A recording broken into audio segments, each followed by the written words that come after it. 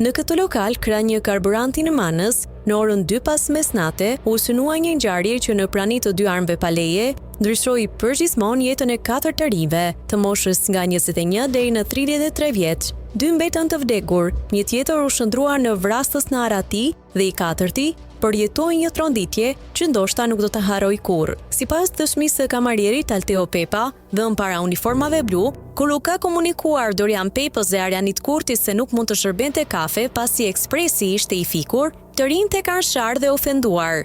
Sipas tij, 33 vjeçari Flori Paluçi ka kërkuar shofendime të ndalen, pasi kamarieri ishte në tabolinë me të, por situata u agravua dhe Flori ka nxjerrë një pistolet që mbante pa leje dhe i ka shëlluar në drejtim të djemve, duke lënë të vdekur Arianit Kurtin.